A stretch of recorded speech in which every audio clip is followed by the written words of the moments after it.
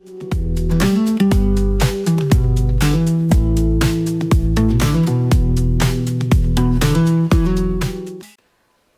matamda aikhoi mioibana tongan tongan ma makhalgi machi oiba chinjak sing chaba khakta natana tongan tongan ba sajel sing tawduna aikhoi gi hakchang bu phana thamna ba hotnari pumna maksigi manungda yoga haiba sesu ama oiri masiga mari leinana June gi tang kun mathoi asibu International Day of Yoga haibadi malem gi oiba yoga gi numit haina pakshana palan tawnari hairiba numit asiga mari leinana yoga gi maru oiba hairiba hiramasigi matangda ngasi Khunganggi Thouramna unaduna wari sajariba si Ghari Awang Laikai da leiba Manipur International University da yoga faculty oina thopubiriba Sanahal Sharma Phurailatpam gani ozabu ahanba maktada Khunganggi Thouramgi maikaidagi taramna okcheri Khurumjari ngasi International Day of Yoga haibadi malemgi oiba yoga gi numit asiga mari leinana ihan hanboina khangjaningba si chahi kudingi oina pangthok leba International Day of Yoga haibadi malemgi oiba yoga gi numit haina pakshana palan tawnari hairiba hiramasigi matang doza wahokdok oina khajiktang thambiu khoigi International Day of Yoga se kuna 2015 gi 21st June dagi UN na khangnarab matung dagi haukhibani handaki oina khoi International Day of Yoga se magi theme di one art one health type ni masi yoga gi thogdang se kayam yamna leibage Malem Pitrivi si Pagatnaba Amadi, Masiga Mari Lena, who Muiba Magi Haksang Paba, Siga Lainaba Marie Duni. When Haksang Paba si, I Tomdanas Hazien Toraga, Heck Yavanate, I lay environment, see hazardous over environment, I'm the lay with Aragadi, Haksang Paba se, when a Machu with Junjak Zaragas, Sazin Torogasuade. Aduna, a Hose cohesive on a himin Nava Machangi, Mahoksa Lairembi. Prakiti imasiga akoiga chungsanna hingminna saisa yoga gi adugumba lawriba thawdang ado madugi matangda akoina thim ase semani masi haukiba March tang kuntra Honorable Prime Minister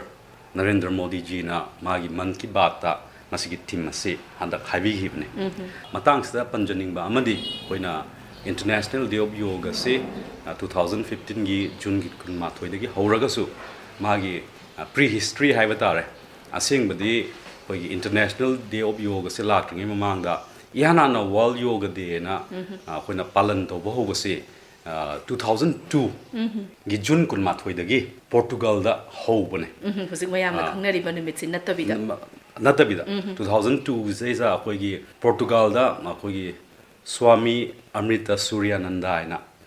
koi Divine Life Society Rishikesh ki koi Swami Krishnanand ji Maharaj ki my disciple ni moa ma si hojiki Swami Amrita Suryanand si beginning of 80s adaida Divine Life Society da yoga tamakana man Portugal Yoga Confederation ina ma semaga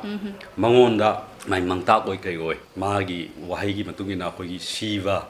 sina mangonda Boktak Piramani have. The Aina Kamain told the knowing Kandagi, Mother told the Legidagi, Inchela Akanda, 2001 Stegi Torakanda, Honarakanda, 2002 Stegi, Mona Wall Yoga Day, Sum celebrator. Adu Matang India, the Laiba Tongan, the Yogi Guru Mayamama. Invite or Matang Torok, the Gidi. Kuna 2014 Yamamang, Sahi Ani says, Aina Kangzavada, Swami Vivekananda Yoga and Sandana Samstana Haiba, see Link Liva, Dr. Raichanda Chingtham. Koi Guruji, Hana Mayam Kanal Sima se, Sahi Anirak invite or Aga Chalubane. Matangi Sahi 2014 says Nang Adala O, India Dala O, and Torkanda, Mana Bangalore, Koi Swami Vivekananda Yoga and Sandana Samsan Natava, Koi Sri Ravi Shankar Ki, La Art of Living se, says Manam Yoga Oza Mayama Guru Mayam se Kaurakanda, Punjalaga, Hosiki Swami. Amrita Suryananda, this is a Magia Pamse Pongo Hanmane. Ada Maya Matang Sum Tonarakanda, Maduya Pamse Lerkanda, Mayam Namu, Hire Isna, Kaito Gaharkanda, Hoyi International Day of Yoga, see Hoyi Patanjali, Magi Mapung Mikumba, Natagana, Biasa, Munisi Mapung Kumatoxi Hive. Ada Mayamas Manglegi, Kaiginonanga, Karmatam Tong, you know, Hagan says among Hive. Koi June Gitan kun matoi se koi Northern Hemisphere says a summer solstice in a late longest day oidna. And Numitki Mangan say a Sukimatic parks and a Pitri says a Sandoga Maranka and Lebanum say mana light of yoga, Haina Numitse Tole. Aduna Adugin says a Pitribigi Sin Matuna नुमित की मंगाल ना पीबा गुमना योग असना पृथ्वी की मंगाल से पृथ्वी दा लरिबा मिपुम खुदिमक्ते मंगाल संदोक्सी नमाना अदुगुम्बा वाखल से पुथोरपदगी हौजिकी 21 जून से योग की गुरु म्याम सिना यानाबदगी अदमाने एडॉप्ट तौबने 193 countries लाइबा मनुंगदगी 177 countries ना यारगा 45 Arabian countries यावना मधु यारा कांदा कोने एडॉप्ट तौर कांदा 2015 की 21 जून दगी कोइना मथंग मथंग पालन तौर लाखिबने याम नुंगाइजे ओजा ngasi Thouram asi ihan han boina malem gi oina pangthoknariba yoga gi numit asi kari maram gi damakta pangthokriba no duga masi gi pandam na kari no haiba gi matangda marik chumba wafam sing phongdok pikhiba makata no oza khangjaning basi khoi gi yoga rom da mai onsin jaraga kanagumba miyoi amana khoi gi yoga se ihan han boina mapun sigi sanaba hodringai kansida sanaba hoge haiba taragadi chahi kaya dagi horaga chahi kaya bobugi manungda leiba angang singda sanaba yabage natragana ahan oiraga su chahi kaya bobugi manungda leiba ahan singda sanaba yabage haibana chingboza magi age limit na chingba leibi bra oza dugi matang da su khajek thambi khoigi yoga da sumaina haina ba ma lei yoga san da khona garva asan naina khoigi angang na mama gi siom nung da leiringa gi pidup adudagi horaga na savas na di asibagi pidup sibaw haibidi angang na mama gi siom nung di horaga na siba bawki mafam seisa pung khudimak na loina sanaba yai haibane pokpodagi na pokringai mamagi even gum da lairinga degina siba bawki sanaba yai haibane es limit na chingba leite taigum sung koina sportive oina yoga se sanage competitive oina hojikti competition yam taunare na ko yoga se koigi Olympic ta yauna na ba kanna honari edu gi process ma am tawri ba ko aduna akoina competitive oiba akoi sportive oina yoga se sanage hai tari yoga asan hai tare ko masi to mutam de ke doge kana khoine to se magi involvement se keno kana ku spine jin ado angang se akoi gi medical gi viewpoint ta yeng tari akoi angang magi spine se mapung pha se sahi taret surupa sileisa mapung phai ne lowe aduna angang ama se akoina yam phajana yamna sigumba competitive sports om da pusalaga sanan gi hai tari sahi taret ka mapung phar matungda haibdi magi spine gi formation do complete oikar matungda sana hanbana phai natadna icham chamna akoi gi sum kabak sana bai khona bai tari angang hai khara gyan tarakpada gi dum sana han bai yar moina yamna angang ti thama taru ka srok tam dai di mama na sembi sabiraga ko sa yoga gi tongan ba mongda tobi da kai ka shuleite adu bo khoina discipline ama oina the sportive oina tawge haiba taragadi akoina ke doge har kan hosigi chahi tariki mutung de tawna far aduga amuk ahan oisala kan da so koina ke doge har kan da koina sonjo laiba khocha lai myam se chahi kunthra gi mutung de bi khoi su ke doge har kan mi oi da khoi gi muscle loss to ba sarcopenia na ana le haiba sing si akoina phajna any akoina yoga da natana koina muscle mangdana ba akoi weight training gumba resistance exercise hai tare ko yoga da so koina bhujanga asan gumba dai parvata asan gumba dai khut na tawraga chaturanga danda asan gain le muscle mayam sing se mangdana ba adu gumba mayam sing se koina yamna mak tangai fade aduna muscle mangthal le mayam do mangdana ba du ga mu chahi gi matungina ma gi amuk tongan ba mong da yengba yenga ko semdok semdin tong sanani adai nupi sing da hai taraga so koi gi nupi sing gi magi life ki stage si nupi sing da demu koina stage ahum thong na yoga na yenge akoina hana angang ringi childhood ki matam ko adagi menarchy thagi khongkap lak pa matam mai puberty or pa matam dei ko puberty ki mamang hai tare childhood ki matam mama adagi mu adolescent ko puberty la pa dagi na magi child bearing age sibau ki stage sama adui matung menopause thai khongka loi hibagi matam ama aduna hariba stage ahum sing hi su tuan khenan tham maina adum makoina angang ori gi matam adagi middle aged orapa adagi ahn orapa yam old aged orapa adugi khenana tuan ba protocols sing thammaga koina loina ba dum tobi be ya oza hojiki matamda khoigi yoga sanari ba singse ya bana koi kana gumba singse oza khoigi hakchang hek nungai raktraba matamda aduga masa se nara aba matamda ayam bana khoigi yoga sanaro kaida hospital dagi doctor sing head advice pirak pagumba magi khangna ba mi sing na head advice pira aba kanda da ay yoga sanarage agi hakchang se khatang doiraga su yang kangdhana ba kaina anoi ba mi sing su tum sanaba yawi oza khoina sum khangja bada ado oza gi wakhalonda yoga hairi ba se oza only khoigi magi supnatangi magi exercise haibadi hakjangi body parts sing se si khaktang mak masa phana lainana ba sajel makhal amani haina lobi broza sigi matang da su khajek tang thambi oza tasengna anambana mayamna haisni khoigi yoga se karam kan ningsing na ge har kan na kan da ningsing na ba curative magi yoga gi su curative oi ba magi aspect le aduna nara kan da oina khana ba pon ya aseng bagi di yoga se di preventive oi ba pora mane na dringai da na da na ba to hu da ba thaba amne ba yoga gi magi akhoi gi curative effect aduga akhoi gi tongan ba anabda yeng da season ba ya ba magi tongan ba leibana mar mor kana mayam na di nara kan da oina tong ba gi wani aduga asek ta sek na har kan da khoina haksang sajen khatang oina yoga se yeng di akhoi lan gani yoga se sa khoina mapung oina torok pa matam da yeng dori di kai no ha kan da haksang da gi pukning sin hana lu ba ma oi akhoi haksang ne sor ne pukning ne ahum se interrelated interconnected interdependent oi aigi haksang da ahong ba ma thamma kan da sor da hong ba ma purok ba ya sor da ahong purok na maram oi kan da amuk aigi pukning da ahong ma purok ba ya samna har kan da khoina yamna saw ma tam da sor se phi pha kam ko pukning se am lang tak ne aigi tawhong khang da ma le aduga yamna akhoi mi ga se pukning yamna ing ba chik pa matam da kai do ge har kan da akhoi sor se yamna tangdu leita na hon da gum to ba adai haksang se suki matik yang ba nuai ba fawe aduna kai do ge har kan da akhoi yoga se sigi ahum ji connection se aina ngam ba mafam amadagi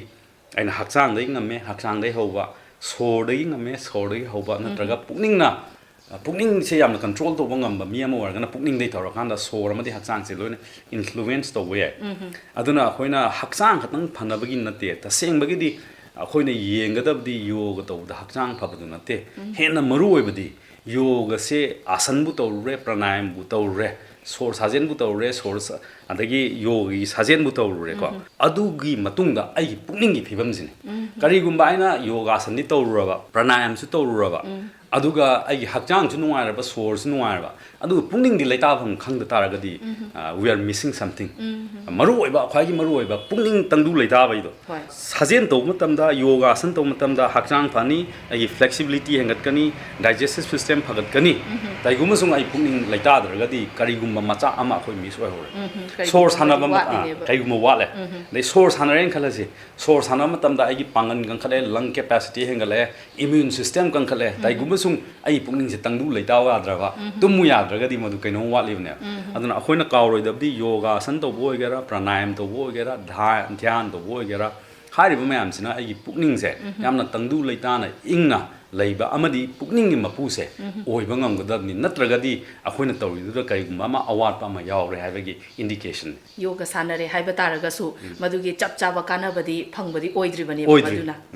yam nungai se oza makha tana za khamjening ba se khoi kana gumba miyoi amana khoi gi yoga sida pura mayon sin lage yoga se sanarage ai punsi chupa masi sanarage haiba khanba taragadi haiba misak adugi magi mapun sida chaba ya daba chinjak haijaba tare aduga yoga sigi da maktai khoi tongan ba equipment singna changbra icham samna khoi leiriba khoi gi normal person amana adumak yamna line adumak sanaba ya bro za sigi matang da su khajek tang thambi kai gumba smain haina bam lai chinjak ki matang se akhoina eat your food according to your need and high bam lai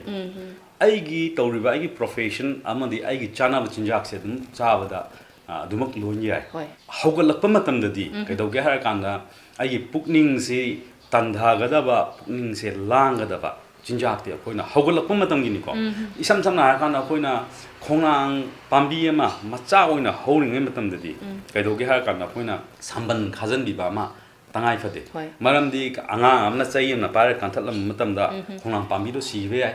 sanna kitang chatha om matam da hog do we ai ko adu akoina samban kharaga hawlaga khonang bot achoba pambi mo itari samu manga tara ki challaga su leng bangam de na ko ana hogalak na matam da de akoina ke do gi har kanda ai pukning se tanda ga da ba yamna tumning ba pong han ga da ba atan ba phahon ga da ba natraga na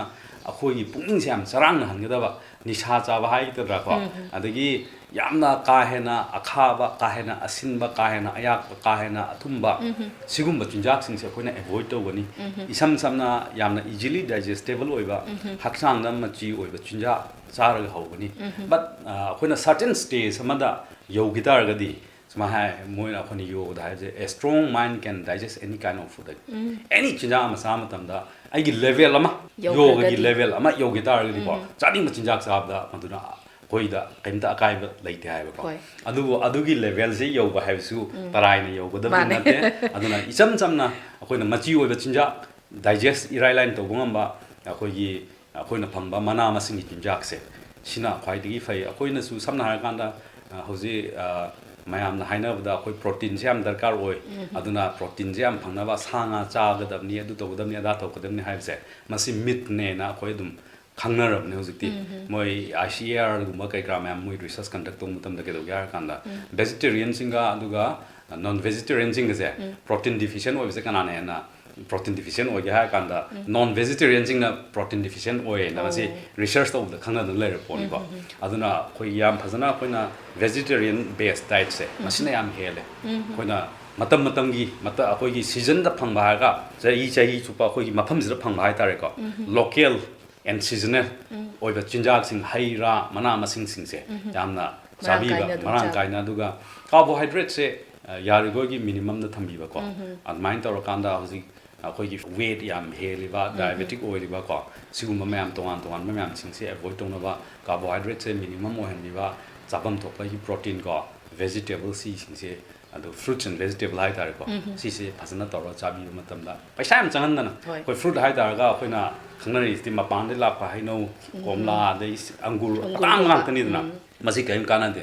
local and seasonal ꯑꯩꯈꯣꯏꯒꯤ ꯂꯩꯀꯥꯏꯗ ꯐꯪꯕ ꯁꯤꯖꯟꯗ ꯐꯪꯕ ꯑꯍꯣꯡꯕ ꯃꯇꯝꯒꯤ ꯑꯗꯨꯒꯨꯝꯕ ꯑꯣꯏꯅ ꯆꯥꯕꯤꯕꯅ ꯐꯩ ꯑꯩꯈꯣꯏ ꯅꯨꯄꯤ ꯑꯣꯏꯕꯤꯁꯤꯡ ꯍꯥꯏꯖꯕ ꯇꯥꯔꯦ ꯑꯩꯈꯣꯏ ꯑꯌꯥꯝꯕꯁꯦ ꯏꯃꯨꯡꯒꯤ ꯊꯕꯛꯅ ꯍꯦꯟꯃꯟꯈꯤꯕꯅ ꯉꯁꯥꯏꯒꯤ ꯏꯃꯨꯡꯒꯤ ꯊꯕꯛꯁꯤꯡꯗꯨꯁꯨ ꯂꯣꯏꯁꯤꯜꯂꯝꯃꯒ ꯃꯁꯥ ꯃꯁꯥꯒꯤ ꯅꯣꯡꯃꯒꯤ ꯊꯕꯛ ꯆꯠꯆꯕ ꯅꯨꯄꯤ ꯑꯣꯏꯕꯤꯁꯤꯡꯗꯗꯤ ꯁꯥꯖꯦꯜꯒꯤꯗꯃꯛꯇ ꯃꯇꯝ ꯀꯥꯏꯊꯣꯛꯄ ꯉꯝꯗꯕ ꯅꯨꯄꯤꯁꯨ ꯑꯗꯨꯝ ꯑꯗꯨꯛꯀꯤ ꯃꯇꯤꯛ ꯌꯥꯎꯋꯦ ꯍꯥꯏꯖꯔꯤꯕ ꯑꯩꯈꯣꯏ ꯏꯁꯥꯃꯛꯁꯨ ꯑꯗꯨꯝ ꯁꯤꯒꯤ ꯃꯅꯨꯡ ꯆꯟꯖꯔꯤꯅꯤ ꯑꯣꯖꯥ ꯑꯗꯣ ꯁꯨꯃꯥꯏꯅ ꯃꯇꯝꯁꯦ ꯑꯩꯈꯣꯏꯅ ꯌꯣꯒꯒꯤꯗꯃꯛꯇ ꯁꯥꯖꯦꯜꯒꯤꯗꯃꯛꯇ ꯃꯤꯅꯤꯠ ꯄꯨꯡꯈꯥꯏ ꯑꯃꯇ ꯑꯣꯏꯔꯒꯁꯨ ꯃꯤꯅꯤꯠ 10 ꯈꯛꯇ ꯑꯣꯏꯔꯒꯁꯨ ꯑꯩꯈꯣꯏ ꯀꯥꯏꯊꯣꯛꯄ ꯉꯝꯖꯗꯕ ꯌꯣꯒ ꯇꯧꯔꯤꯉꯩ ꯃꯇꯝꯗ ꯁꯣꯝ ꯅꯥꯀꯟꯒꯤ ꯊꯕꯛꯁꯦ ꯃꯥꯡꯒꯗꯧꯕꯒꯤ ꯁꯔꯨꯛꯄꯨꯗꯤ ꯑꯩ ꯊꯕꯛꯁꯦ ꯑꯣꯏꯅ ꯂꯣꯏꯁꯤꯜꯂꯒ ꯑꯩꯒꯤ ꯆꯠꯅꯅꯕ ꯊꯕꯛꯇꯣ ꯑꯣꯏꯅ ꯍꯣꯠꯅꯖꯒꯦ ꯈꯟꯕ ꯅꯨꯄꯤꯁꯨ ꯑꯗꯨꯝ ꯑꯌꯥꯝꯕꯅ ꯑꯣꯖꯥ ꯌꯥꯎꯔꯤ ꯍꯥꯏꯕ ꯍꯧꯖꯤꯛꯀꯤ ꯃꯇꯝꯁꯤꯗ ꯑꯗ ꯍꯥꯏꯔꯤꯕ ꯑꯩꯈꯣꯏꯒꯤ ꯑꯁꯤꯒꯨꯝꯕ ꯅꯨꯄꯤ ꯑꯣꯏꯕꯤꯁꯤꯡ ꯑꯁꯤꯗ ꯃꯇꯝ ꯌꯥꯝꯅ ꯆꯪꯗꯅ ꯌꯥꯝꯅ ꯃꯇꯝꯁꯦ ꯌꯥꯝꯅ ꯂꯧꯗꯅ ꯑꯩꯈꯣꯏꯒꯤ ꯌꯣꯒꯁꯦ ꯁꯥꯟꯅꯒꯦ ꯍꯥꯏꯕ ꯇꯥꯔꯒꯗꯤ ꯑꯣꯖꯥ ꯃꯁꯤ ꯀꯔꯝꯕ ꯃꯑꯣꯡꯗ ꯑꯩꯈꯣꯏꯅ ꯁꯤ ꯃꯦꯅꯦꯖ ꯇꯧꯕ ꯌꯥꯕꯒꯦ ꯁꯤꯒꯤ ꯃꯇꯥꯡꯗꯁꯨ ꯈꯖꯤꯛꯇꯪ ꯊꯝꯕꯤꯌꯨ ꯑꯩꯈꯣꯏꯒꯤ ꯌꯣꯒꯒꯤ ꯒꯨꯔꯨꯁꯤꯡꯅ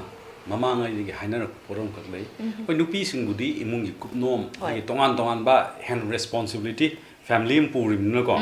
ꯍꯦꯟꯅꯗꯤ ꯂꯩ ꯀꯔꯤꯒꯨꯝꯕ ꯁꯨꯝ ꯑꯩꯈꯣꯏꯅ ꯍꯥꯏꯕꯁꯤ ꯀꯩꯗꯧꯒꯦ ꯍꯥꯏꯔꯀꯥꯟꯗ ꯑꯣꯖꯥ ꯒꯨꯔꯨꯁꯤꯡꯅ ꯇꯥꯛꯄꯤꯕꯒꯤ ꯃꯇꯨꯡ ꯏꯟꯅ ꯄꯨꯡꯈꯥꯏ ꯑꯃꯈꯛꯇꯪ ꯉꯟꯅ ꯍꯧꯒꯠꯂꯣ ꯍꯥꯏ ꯉꯁꯥꯏꯒꯤ ꯃꯥꯒꯤ ꯍꯥꯟꯅ ꯍꯧꯒꯠꯂꯤꯕ ꯃꯇꯝꯗꯨꯗꯒꯤ ꯑꯗꯨꯒꯤ ꯄꯨꯡꯈꯥꯏ ꯑꯃ ꯉꯟꯅ ꯍꯧꯒꯠꯄꯁꯤꯅ ꯇꯨꯝꯕꯗ ꯋꯥꯠꯂꯦꯅ ꯍꯥꯏꯕꯤꯔꯛꯀꯅꯦꯕ ꯕꯠ ꯑꯩꯈꯣꯏꯅ ꯌꯣꯒ ꯇꯧꯕꯁꯤꯗ ꯀꯥꯟꯅꯕꯁꯦ ꯀꯩꯅꯣ ꯍꯥꯏꯔꯀꯥꯟꯗ ꯑꯩꯈꯣꯏꯅ ꯃꯁꯤꯒꯤꯁꯦ ꯑꯩꯈꯣꯏ ꯇ꯭ꯔꯥꯟꯁꯦꯟꯗꯦꯟꯇꯦꯜ ꯃꯦꯗꯤꯇꯦꯁꯟ ꯍꯥꯏꯅ ꯃꯍꯥꯔꯤꯁꯤ ꯃꯍꯦꯁ ꯌꯣꯒꯤꯅ ꯃꯣꯏꯅ ꯄ꯭ꯔꯨꯐ ꯇꯧꯈ꯭ꯔꯕꯅꯦꯕ 20 minutes of meditation ꯇꯧꯕ ꯃꯇꯝꯗꯀꯣ 6 hours of deep sleepꯇ ꯍꯦꯟꯅ ꯀꯥꯟꯅꯕ ꯐꯪꯉꯦ ꯑꯗꯨꯅ ꯀꯩꯗꯧꯒꯦ ꯍꯥꯏꯔꯀꯥꯟꯗ ꯁꯣꯝꯅ ꯀꯔꯤꯒꯨꯝꯕ ꯅꯨꯄꯤ ꯑꯣꯏꯕꯤꯁꯤꯡꯅ ꯑꯩꯈꯣꯏꯒꯤ ꯃꯩꯇꯩꯒꯤꯗ ꯍꯥꯏꯇꯥꯔꯦ ꯑꯩꯈꯣꯏ ꯃꯅꯤꯄꯨꯔꯒꯤꯗ ꯌꯦꯡꯕ ꯃꯇꯝꯗꯗꯤ ꯍꯦꯛ ꯍꯧꯔꯒ ꯀꯩꯗꯧꯅꯤ ꯃꯅꯨꯡ ꯆꯪꯉꯨꯔꯅꯤ ꯃꯅꯨꯡ ꯆꯪꯉꯒ ꯏꯔꯨꯖꯕꯗꯒꯤ ꯂꯥꯏꯒꯤ ꯑꯗꯒꯤ ꯆꯥꯅꯕ ꯊꯛꯅꯕ ꯃꯌꯥꯝꯁꯤꯅ ꯃꯇꯝ ꯑꯝꯇ ꯐꯪꯗꯕꯅꯦꯕꯀꯣ ꯑꯗꯨꯅ half an hourꯁꯤ ꯉꯟꯅ ꯍꯧꯒꯠꯄꯤꯔꯣ ꯃꯅꯨꯡ ꯆꯪꯕꯤꯔꯣ ꯏꯔꯨꯖꯕꯤꯔꯨꯅꯨ ꯏꯔꯨꯖꯕꯤꯗꯅ ꯄꯨꯡꯈꯥꯏ ꯑꯃꯇ ꯈꯛꯇꯪ ꯌꯣꯒ ꯇꯧꯕꯤꯔꯣ ꯌꯣꯒ ꯇꯧꯕꯤꯔꯀꯥꯟꯗ ꯑꯗꯨꯗꯒꯤ ꯏꯔꯨꯖꯔꯒ ꯃꯌꯥꯝꯒꯤ ꯊꯕꯛꯇꯣ ꯇꯧꯕꯤꯌꯣ ꯑꯗꯨꯗ ꯀꯩꯗꯧꯒꯦ ꯍꯥꯏꯔꯀꯥꯟꯗ ꯇꯨꯝꯕꯁꯨ ꯍꯦꯟꯅ ꯌꯥꯔꯛꯀꯅꯤ ꯗꯤꯞ ꯔꯦꯁꯁꯨ ꯐꯪꯒꯅꯤꯀꯣ ꯄꯨꯡꯈꯥꯏ ꯑꯃꯈꯛ ꯌꯣꯒ ꯇꯧꯔꯤꯗꯨꯅ ꯀꯩꯗꯧꯒꯦ ꯍꯥꯏꯔꯀꯥꯟꯗ ꯑꯩꯒꯤ ꯃꯦꯟꯇꯦꯜ ꯐꯦꯀꯜꯇꯤ ꯀꯣ ꯁꯤ ꯑꯁꯨꯛꯀꯤ ꯃꯇꯤꯛ ꯌꯥꯝ ꯁꯔꯐꯟ ꯇꯧꯅꯤ ꯄꯨꯛꯅꯤꯡꯁꯦ ꯇꯪꯗꯨ ꯂꯩꯇꯥꯅ ꯑꯩꯅ ꯇꯧꯔꯤꯕ ꯊꯕꯛ ꯈꯨꯗꯤꯡꯃꯛꯁꯦ ꯑꯩꯒꯤ ꯈꯨꯕꯥꯝ ꯃꯅꯨꯡꯗ ꯑꯩ ꯀꯟꯇ꯭ꯔꯣꯜ ꯃꯅꯨꯡꯗ ꯇꯧꯔꯒ ꯌꯥꯝ ꯂꯥꯏꯅ ꯇꯧꯕ ꯉꯝꯕ ꯑꯗꯨꯒ ꯄꯨꯡꯈꯥꯏ ꯑꯃꯒꯤ ꯌꯣꯒ ꯇꯧꯕꯗꯨꯅ ꯃꯔꯝ ꯑꯣꯏꯗꯨꯅ ꯑꯩꯒꯤ ꯍꯣꯔꯦꯟꯒꯤ ꯂꯦꯝꯍꯧꯔꯤꯕ ꯑꯩꯒꯤ ꯆꯠ ꯆꯣꯡꯗꯨꯅ ꯇꯧꯗꯣꯔꯤꯕ 17-18 hours ꯍꯥꯏꯕꯤꯔꯣꯀꯣ 16 hours ꯍꯥꯏꯕꯤꯔꯣ ꯑꯗꯨꯁꯦ ꯑꯩꯅ ꯀꯟꯇ꯭ꯔꯣꯜ ꯃꯈꯥꯗ ꯇꯧꯕ ꯉꯝꯃꯛꯄꯁꯦ ꯑꯗꯨꯅ ꯑꯣꯏꯒꯅꯤ ꯑꯗꯨꯅ ꯌꯥꯝꯗ꯭ꯔꯕꯗ ꯑꯩꯈꯣꯏꯅ ꯄꯨꯡꯈꯥꯏ ꯑꯃꯒꯨꯝꯕ ꯄꯥꯕ ꯃꯇꯝꯗ ꯍꯞꯇꯥ ꯑꯃꯗ ꯅꯨꯃꯤꯠ 10 ꯇꯧ ꯇꯥꯔꯗꯤ 210 hours ꯀꯨꯝꯕ ꯑꯗꯨꯃꯥꯏꯅ ꯇꯥꯔꯝꯒꯅꯤꯀꯣ ꯑꯗꯨꯅ ꯍꯧꯖꯤꯛ ꯃꯣꯏꯒꯤ ꯔꯤꯁꯔꯁꯅ ꯃꯣꯏꯅ ꯍꯥꯏꯕ ꯃꯇꯝꯗ ꯀꯩꯗꯧꯒꯦ ꯑꯦꯗꯜꯠ ꯑꯣꯏꯕ ꯃꯤ ꯑꯃꯅ ꯌꯥꯝꯗ꯭ꯔꯕꯗ ꯅꯣꯡꯃꯗ 200 minutes ꯀꯨꯝꯕꯗꯪ ꯇꯧꯕꯤ ꯇꯥꯔꯒꯗꯤ ꯍꯛꯆꯥꯡꯁꯦ ꯅꯥꯗ ꯌꯦꯛꯇꯅ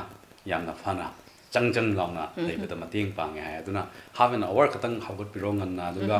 ꯏꯔꯥꯏ ꯂꯥꯏꯕ ꯌꯣꯒꯥꯒꯤ ꯏꯟꯁꯇ꯭ꯔꯛꯇꯔ ꯑꯃ ꯅꯠꯇ꯭ꯔꯒ ꯌꯣꯒ ꯑꯣꯖꯥ ꯑꯃꯗ ꯍꯪꯕꯤꯔꯒ half an hourꯒꯤ ꯄ꯭ꯔꯣꯇꯣꯀꯣꯜ ꯑꯃꯈꯛꯇꯪ ꯀꯣ ꯑꯃꯨꯛꯇꯪ ꯍꯥꯏꯔꯝꯃꯒ ꯑꯩ ꯏꯁꯥ ꯏꯇꯣꯝꯗꯅ ꯑꯣꯖꯥ ꯌꯥꯎꯗꯅ ꯇꯧꯖꯕ ꯌꯥꯕ ꯃꯑꯣꯡꯒꯤ ꯂꯩꯕꯅꯦꯕ ꯑꯗ ꯌꯥꯝ ꯂꯥꯏꯅ ꯀꯅꯥꯝꯇꯒꯤ ꯃꯇꯦꯡ ꯌꯥꯎꯗꯅ ꯑꯗꯨꯝꯕ ꯈꯛꯇꯪ ꯇꯧꯕꯤꯔꯒꯗꯤ ꯁꯨꯡꯁꯣꯏ ꯁꯣꯏꯗꯅ ꯀꯥꯟꯅꯕ ꯐꯪꯒꯅꯤ ꯑꯗꯣ ꯑꯣꯖꯥ ꯑꯩꯈꯣꯏꯅ ꯍꯧꯖꯤꯛ ꯐꯥꯎꯕꯗ ꯁꯨꯝ ꯌꯦꯡꯖꯕ ꯃꯇꯝꯗ ꯑꯩꯈꯣꯏꯒꯤ ꯑꯌꯥꯝꯕꯅꯕꯨꯗꯤ ꯌꯣꯒꯁꯦ ꯈꯪꯅꯔꯦ ꯍꯥꯏꯅꯗꯤ ꯂꯧꯅꯩꯀꯣ ꯑꯣꯖꯥ ꯑꯗꯣ ꯌꯣꯒ ꯈꯪꯅꯔꯤꯕꯁꯦ ꯌꯣꯒꯁꯦ ꯄꯥꯛ ꯁꯟꯅ ꯎꯕꯁꯦ ꯀꯔꯝꯕ ꯅꯨꯃꯤꯠꯇ ꯑꯩꯈꯣꯏꯅ ꯎꯕ ꯐꯪꯒꯦ ꯍꯥꯏꯕ ꯃꯇꯝꯗ ꯉꯁꯤꯒꯤ 21 ꯖꯨꯟꯒꯤ ꯇꯥꯡ 12 ꯑꯩꯈꯣꯏꯒꯤ ꯃꯥꯂꯦꯝꯒꯤ ꯑꯣꯏꯅ ꯄꯥꯡꯊꯣꯛꯅꯔꯤꯕ ꯌꯣꯒ ꯅꯨꯃꯤꯠꯁꯤ ꯈꯛꯇꯗ ꯑꯣꯏꯅ ꯑꯩꯈꯣꯏꯒꯤ ꯚꯤꯗꯤꯑꯣꯗꯕꯨ ꯑꯣꯏꯒꯦꯔꯥ ꯐꯣꯇꯣꯗꯕꯨ ꯑꯣꯏꯒꯦꯔꯥ ꯄꯥꯎꯗꯕꯨ ꯑꯣꯏꯒꯦꯔꯥ ꯈꯨꯗꯤꯡꯃꯛ ꯄꯥꯛ ꯁꯟꯅ ꯑꯣꯏꯅ ꯇꯧꯅꯕꯒꯨꯝ ꯇꯧꯋꯦ ꯑꯣꯖꯥ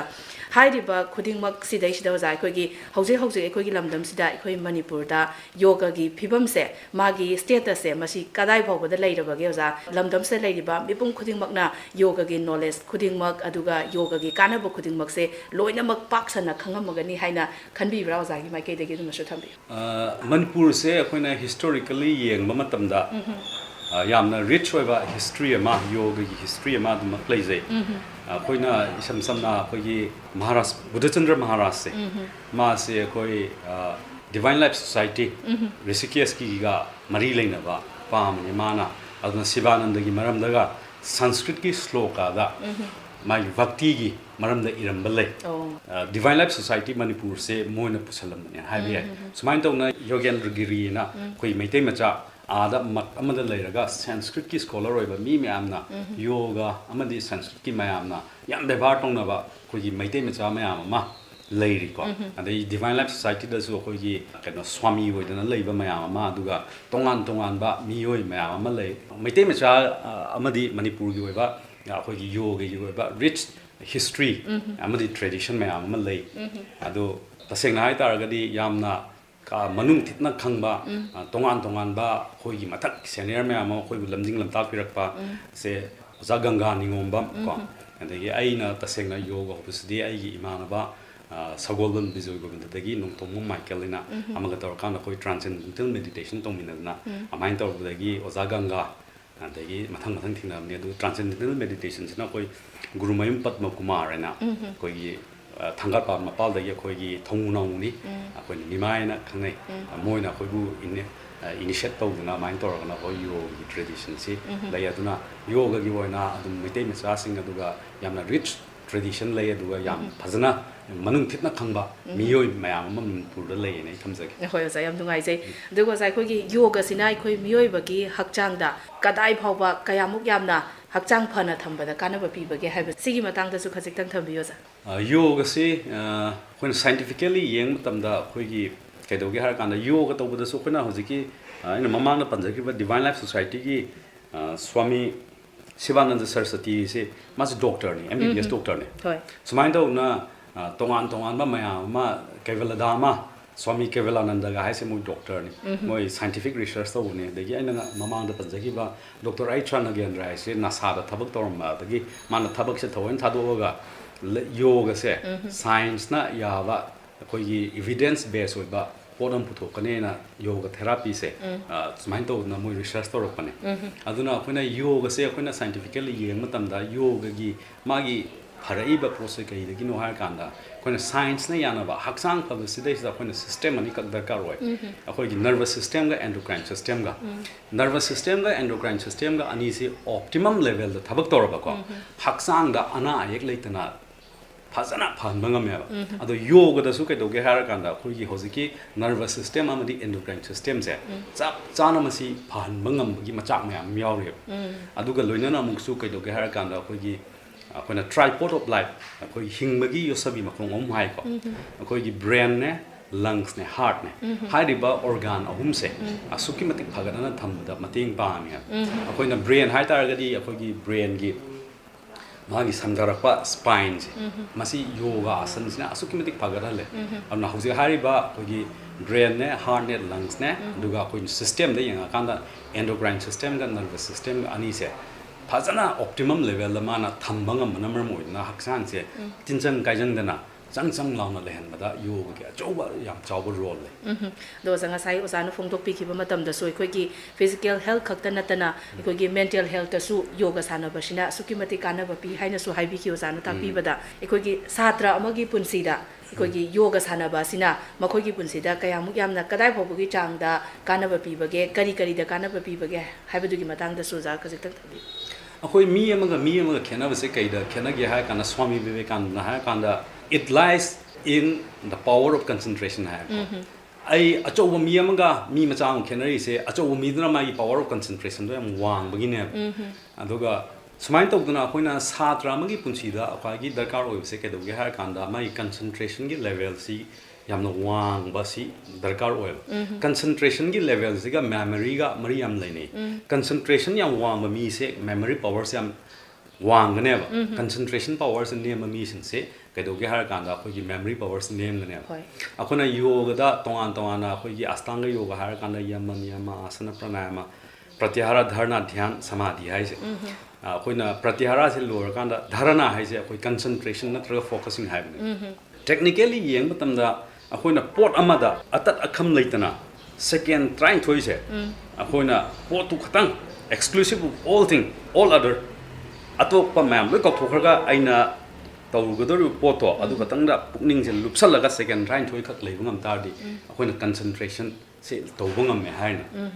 adumai to aduguma second trying thoi do aduguma trying thoi rak haibdi 2 minutes and 24 seconds guma tabne adu lar kan da koina meditation se lak te ne dhyan asai concentration to matam de ko effort am change adugi effort to thado kan da effortless concentration se la kan da hosiki dhyan meditation hai se lak te ne adugi amuk matak lakhar ka kan da adugi ko meditation gi adugumba 2 minutes 24 seconds into 12 sila kan koina samadhi sila tene aduna satra amagi punchi da akwagi maru oiba course di kantana te haksang tinjang kaijang da ba magi foundation da akoina brain je phanam phai hai ta su paikha manung da ma tingkatana na ro ne magi ningjang bai shakti ama malai su chatpa ngam dra paikha thaba ngam dri kai kana ge aduna magi base ta tinjang kaijang da ba ama oiba du ma ta khoi satra magi oibda maru oi potu di power of concentration ne masi through yoga koina yam line achieve to boy adu isam samna har kana koina trataka gum hai dar ko trataka se koina makhal ani hum thong lei aduga nungdang da koina mombati se aingon dagi fit manga gum da ngato thang kanda akogi nuksit yamna sittaba ko still loi mong phom da agi mit ki awang bai chang sei sa choithokna akogi mitsna yeng batam bagi adugum am leba sigi se to matam da concentration cha sukki matik am hengat hale trataka se to matam da ana candle gazing hai ko natraga so koina aingon dagi fit manga gum lapho thamakanda whiteboard amada black dot number natraga blackboard amda white dot am namaga ko natraga chumna chamna jebang amda dot am namakanda mitse choithokna kui dot to the focus to number gi layeba ko aduna adu tawdringe mamang da preparatory exercise adu loisal matam da khona farming to gain layriba ko hari bising si to matam da ko yam kanai aduga hojik mayam na yam khanari ba kapal vati kana swami ramdev na yam kana phawhan gi bai tar ko si kapal vati to matam da memory power se yam na koi hingat hale brain cells yam stimulate to hale ado akoi da atan ba pokpa tumning ba pokpa myam sing jam phagad hale loin set to web tamas hai koi gi yoga gi lon hai dar atan ba se thuga ya ba adna kapal bhati gumba nari sudi pranayam gumba brahmari gumba trataka gumba se to matam da angang sing gi concentration power memory sing se yamna hingat panam mar modna satra gi punchi da su akoi yoga gi chawa role am le yam nungai se oza du zanu hu se haibiri se satra gi punsida magi akhoi concentration adagi magi ningsing bagi memory haibunu ching bokuding mokse yoga sidagi asuki mati kana ba phangi haina su haibiri adubo hojeki matam da akhoi gi lamdam masida leiriba school sing se school khara khak nattana di ayam bana akhoi gi yoga gi class se ito to na dabagum uzai oza khoina khanjabada ado asigumba leiriba fibam masida yoga gi knowledge asi lamdam masida leiriba akhoi gi mahairoi singda hena khangna na bagi da maktoza kari steps sing karam ba Thouram sing lokhat pa yai haina di oza gi mai ke de gi khanbi adu gi matang da su thambi khoi SCRT na chahi mari mangam ki mamang da ai shayar kanda khoi gi yoga to mina ba premila na ma usi SCRT da thabak to grabani moi to kanda khoi class mayam gi khoi syllabus sem na khotan to grabne yam chawba khoi keno amani project amani ko adu masi implement to what of the university ta sengna har kanda khoi gi government ki makha pole adu tobam thok pa khara amadi khoi pakat pa hokjagrabani masi implement to honingi maram di keno har kanda khoina yoga har kanda khoina Hinduization gi Hindu on thokpagi mawong da lowise sinata ba khoina universally accepted oiba pot amane haibadi mi oiba amaoina mi habise khoi mit na kong na ton chin lei pan ba ko sense organ yaw ba adu universally accepted oiba pot am ni Hindu ama gi natabida mi oiba ama oiba matam da mapung pha ba human ama oi matamda yam chaw ma gi yoga dai macha mayam piri ba armain to dana khoina ngasai gi SCRT gi semuri ba khoina syllabus mayam sing se adopt to taraga di chhatra singda mioi ba jati gi oina khoina Hindu Maitai Christian adagi Buddhist adu oda natibda mioi ba jati gi oina kana ba fangani nai khanjai khoina SCRT na semi ba syllabus curriculum yam se adopt to kanda school khudimakta khoi yoga se happy taragadi mayam punamaki kana ba ma oigani mioi ba jati kana ba oigani nai thamjagi yam nungai je oza ngasi oza na yoga ki maramda tongan tongan ba wafam sing phongtok pikhiba loiselak pasida oza malem gi oina pangthok nariba yoga gi numit asiga mari leinana lamdam asigi miyam da kari kari wafam thambiningi oza adu masu takpiyo nasai aina ngasai gi khoi gi yoga gi international day of yoga se tawnakna moham tamda idea puthok pudi Swami Amrita Suryananda gi idea ni adagi madugi ayaba se yoga guru mayam na pire pira kanda Narendra Modi da taina basina amuk Dr. Raichanda Chingtham na taina re aduga amuk Narendra Modi na yamna haitoi singthoi na UN da magi yoga gi wafam se thamu dagi internationally accepted oribne samna har kanda khoina karigumba thaba ama mai pakna to ba haibse ja apun bagi khongjang ama change akhoi ngasi Manipur da di napak tana bagi wafam ama leiribase aigi haibsna mang thara kanda mayam gi na tungda loin thamawa aigi ideas aina haribse tawgudabani aigi ideas se tawgudabani haiba mi na harai du su oh aigi se kitang handoga mai sa na mang than ba punjan ba mayam gi afaba adu aina akhoi se chawkhatpa amadi tangdu leita ba Manipur ama purakpa matamda kaidoge hai aigi se thadu e hara kanda punjan naraga apun ba Ima Manipur gi damakta khoi punda changchan minaba ai gi se hundu oga thadu oga apun ma Manipur afaba chakhat patang du leita ba Manipur amagi nungta punjan minaraga thabak to minaba ama tangai phadi ha se ngasi khoi international day of yoga sigi ai madugi khudong chap se lorga Manipur gi leiriba mipum khudimakta ai appeal tawjari yam nungai je oza ngasi Jun ki tang kuma thoy sibu malim sin bathungna International Day of Yoga haibadi malim gi oiba yoga gi numit haina pakshana palan tawnari hairiba numit asiga mari leinana yoga gi maru oiba hairiba hiram asigi matangda gari awang leikai de leiba Manipur International University da yoga faculty oina thokpu biriba oza Sanahal Sharma Phurailatpam bu amukka hana Khunganggi Thouram gi maike degi thagat perform dokcheri thagatchari